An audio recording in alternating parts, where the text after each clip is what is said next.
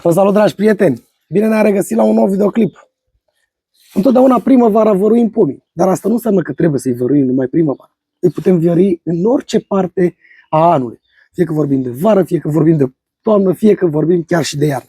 Dar probabil că mulți dintre dumneavoastră v-ați întrebat de ce văruim pomii. Cel puțin în materialul de azi, haideți să vă expun și eu punctul meu de vedere. Și eu aș începe prin afirmația că văruim pomii pentru frumusețe, pentru acel aspect, pentru acea pată de culoare care dă albul varului în contrast cu verdele ierbii din grădina dumneavoastră și vă dă așa o nuanță plăcută, o chestie, nu știu, e cel puțin îmi încălzește sufletul și asta denotă oarecum că noi îngrijim ceea ce ne-a lăsat Dumnezeu pe acest pământ.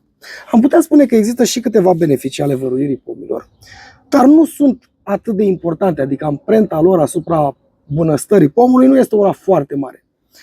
Aș începe cu cel mai important aspect și anume că varul deshidratează oarecum mușchiul care se așează pe pomi în zonele mai umede, dar totodată și lichenii, ajutând oarecum pomul să scape de aceste infestări cu licheni sau cu mușchi.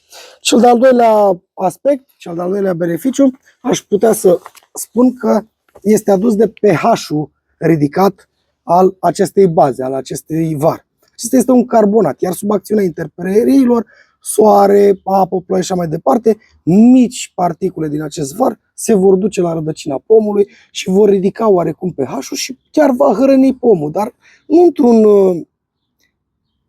nu știu cum să mă exprim să mă înțelegeți, nu cu un aport foarte mare, dacă aș putea spune așa.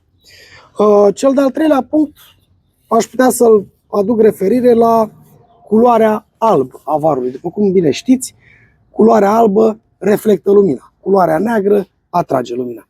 Iar acest lucru, albul de pe trunchiul pomilor, ajută oarecum pomul, sau cel puțin partea cea mai expusă la razele solare, să nu se supraîncălzească în timpul verii. Și de aceea este bine să văruim cam tot timpul anului pomii.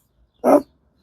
Și cam acestea ar fi principalele aspecte referitoare la văruitul pomului. Mai putea spune că această culoare albă oarecum dezamăgește insectele sau dăunătorii să vină pe suprafața pomului, că ei nu știu ce se întâmplă, s-a schimbat culoarea dintr-o dată.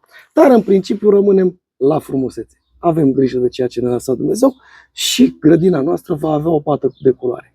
Singurul lucru pe care vi-l pot spune este că varul face numai bine, rău sub nicio formă. În schimb vreau să vă atrag atenția. Nu amestecați varul cu aracet, nu amestecați varul cu alte soluții pentru că va dăuna pomului.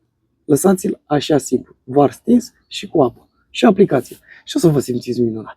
Așa că, dragilor, eu vă doresc toate cele bune.